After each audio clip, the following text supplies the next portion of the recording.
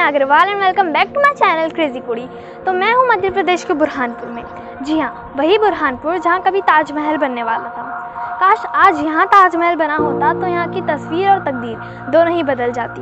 खैर, इस बात का अफसोस तो हमें हमेशा ही रहेगा। पर आज मैं आपको दूर से सफ़ेद मार्बल के बने ताजमहल के तो नहीं, लेकिन काले ताजमहल के दर्शन ज़रूर कराने वाली हूँ, और साथ ही साथ हम इसके इतिहास के बारे में भी जानेंगे। तो चलिए शुरू करते हैं। बुरहानपुर को दक्कन का द्वार भी कहा जाता था।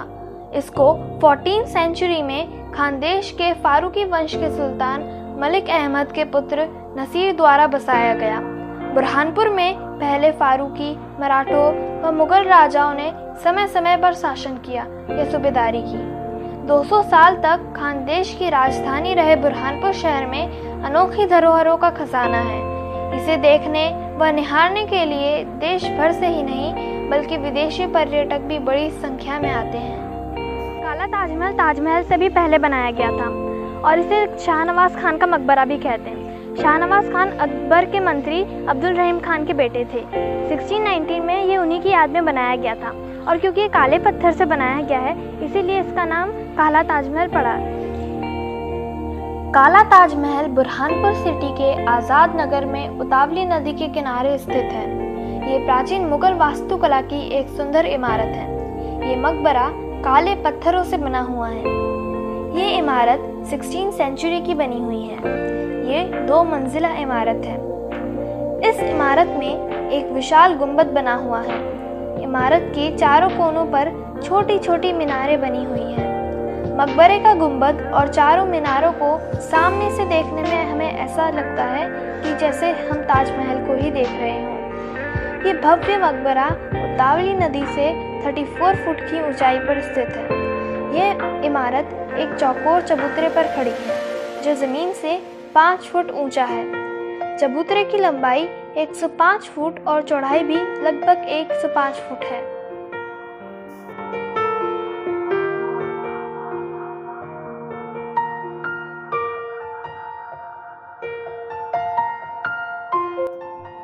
शाहनवाज खान की परवरिश बुरहानपुर में ही हुई थी। 44 साल की कम उम्र में ही उनकी मृत्यु हो गई थी। उन्हें बुरहानपुर में इसी स्थान पर दफनाया गया। गुंबद के भीतर मध्य भाग में एक मार्बल का चबूतरा है जिस पर सुंदर नक्काशी की गई है। मकबरे के भीतरी भाग में सुंदर बेल बूटों से चित्रकारी की गई है जो उस समय के मुगल कालीन स्थापत्य कला को दर्शाती है। कुशल कारीगरों व शिल्पकारों द्वारा गुंबद की छत व मेहराब पर प्राकृतिक रंगों से खूबसूरत पेंटिंग की गई है जो आज भी देखने वालों को हैरान करती है। गुंबद के भीतर बोलने से आवाज गूंजती है।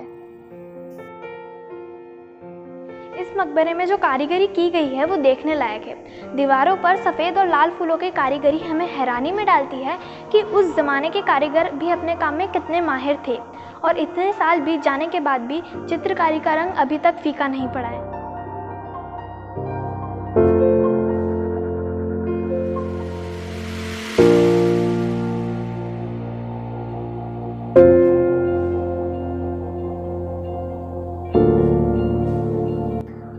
हालांकि इमारत का कुछ भाग क्षतिग्रस्त भी हो गया है।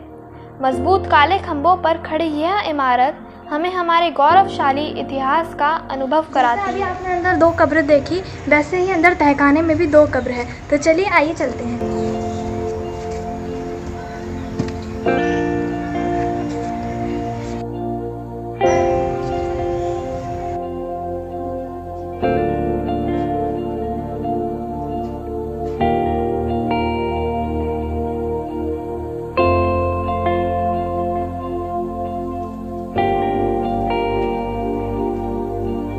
जैसे कि ताजमहल यमुना नदी के किनारे स्थित है, वैसे ही ये काला ताजमहल यहाँ उतावली नदी के पास बना है।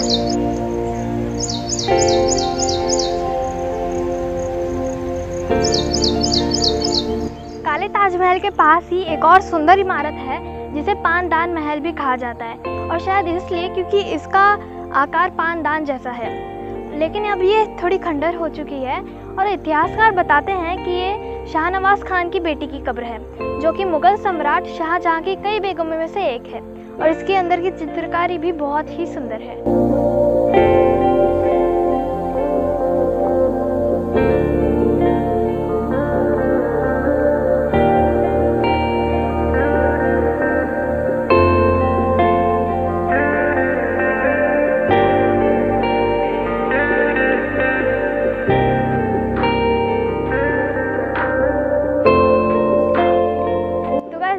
सुंदर सा काला ताजमहल। तो हमने आपको उसकी चित्रकारी और उसके इतिहास के बारे में बताया, और अगली बार हम न्यू डेस्टिनेशन पे जाके, न्यू मॉन्यूमेंट पे जाके उसके बारे में भी बहुत कुछ फाइंड आउट करेंगे। सो आई होप आपको ये वीडियो अच्छी लगी होगी, और अगर आपको पसंद आई तो इस वीडियो को लाइक करना, मेरे चैनल को सब्सक्राइब करना, और आपको ये वीडियो पसंद आई कि नहीं कमेंट में ज़रूर बताना। Thank you.